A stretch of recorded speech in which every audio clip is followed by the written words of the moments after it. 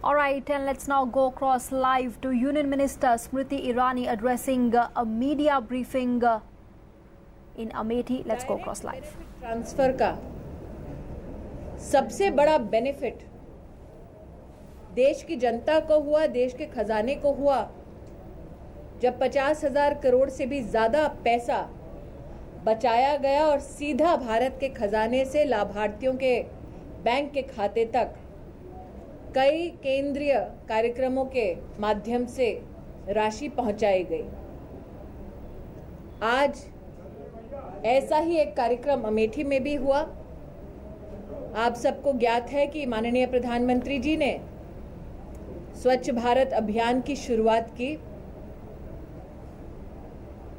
2014 से अब तक देश में लगभग 2.5 करोड़ से ज्यादा शौचालय बनाए ताकि स्वच्छता का वो संदेश घर घर लेकर जा पाए।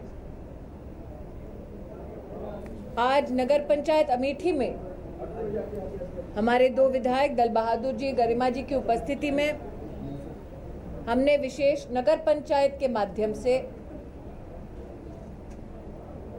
सहायता की राशि स्वच्छ भारत अभियान हेतु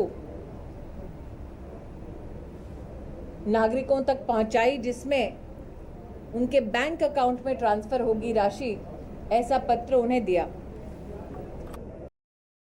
आज अमेठी लोकसभा क्षेत्र की जब चर्चा होती है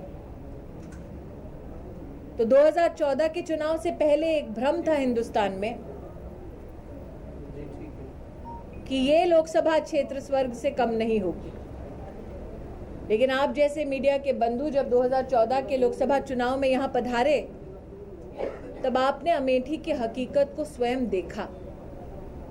यहां चरमराती हुई सड़कें, ध्वस्त होते हुए विद्यालय, चिकित्सालय अपने आप वो कहानी बयान कर रहे थे जो अमेठी के निवासी देश को नहीं बता पा रहे थे।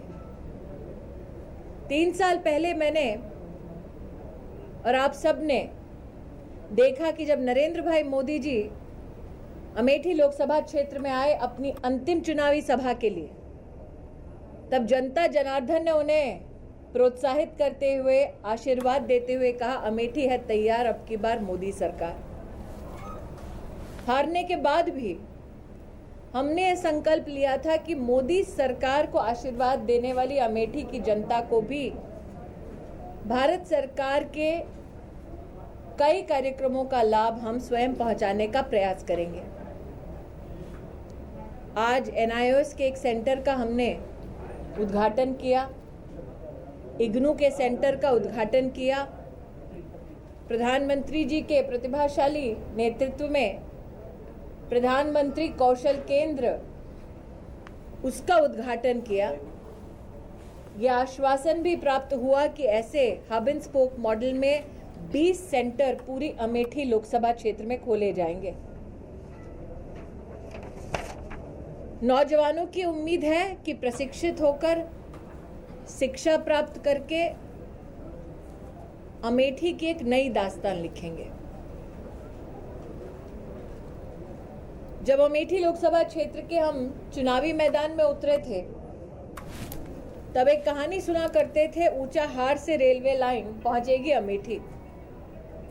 यहाँ के वरिष्ठ नागरिक कहा करते थे कि यह वादा नेहरू जी ने किया, फिर इंदिरा जी ने किया, फिर राजीव जी ने किया और राहुल जी ने किया। 4 पीढ़ियों ने एक रेलवे लाइन का सपना अमेठी को दिखाया। मैं आभार व्यक्त करती हूँ माननीय प्रधानमंत्री जी का, उनके नेतृत्व में जो वादा 4 पुश्तों ने किया गांधी परिवार के, उसको, उस सपने को साकार करने की क्षमता मात्र नरेंद्र मोदी जी में थी। ये प्रमाणित उन्होंने अमेठी में ऊंचाहार से अमेठी की लाइन के कार्य को शुरू करके ये संकेत, ये संदेश दिया। आज अमेठी में चाहे वो गौरीगंज हो या अमेठी के नागरिक हो, वो स्वयं आपको बतलाएंगे कि आज़ादी के 70 साल भी खाद की पहली बार रैक उतरी तब जब भारतीय जनता पार्टी के नेताओं ने यहाँ पर आश्वासन देके जनता की अपील को सुन के मात्र 1 सप्ताह के अंतराल में ये सुविधा जनता जनार्दन तक पहुंचाई। अंततोगत्वा कहने को बहुत सारी बातें हैं, लेकिन आज कम से कम इस बात का संतोष है कि चाहे वो लोकसभा क्षेत्र हो जहां भारतीय जनता पार्टी का विजय परचम लहराया है, अथवा अमेठी जैसा लोकसभा क्षेत्र जहां मुझ जैसे कार्यकर्ता को लड़ने का एक मौका मिला, लेकिन हार के बाद भी हम नहीं हारे हैं, जनता के बीच में है और जनता का स्नेह इतना पाया कि भारत के लोकतांत्रिक इतिहास में पहली बार अमेठी लोकसभा क्षेत्र की 5 विधानसभाओं में 4 में भाजपा की जीत हुई और 5वीं में भी कांग्रेस नहीं जीत पाई।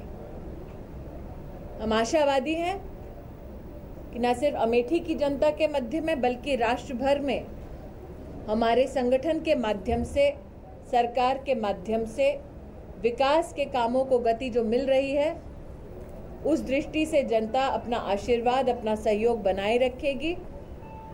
आज अमेठी की भूमि पर अमेठी के सभी निवासियों को और अपने संगठन को आभार व्यक्त करती हूं कि उन्होंने मेरा परिचय अमेठी के वोटरों से नहीं बल्कि एक नए परिवार से करवाया। उन्होंने दीदी की उपाधि दी। इस सम्मान के लिए आप सबके माध्यम से उनके प्रति आभार व्यक्त करती हूँ। जी, आपको लगता है कि जिस तरह से Union Minister Smriti Irani there on a tour to Amethi where she's inaugurated various programs. She was talking about how the aspirations of the youth of Amethi were felt and of course have been fulfilled by the government, and work will continue in that direction. She also said there that the people there have recognized and felt the good work done by the government, and that is why of course this praise and appreciation, that's what the government has been receiving for the overall development, whether it's for the youth and the job creation and the overall development, inclusive society, the inclusive development that's been underway by the government will continue in that direction.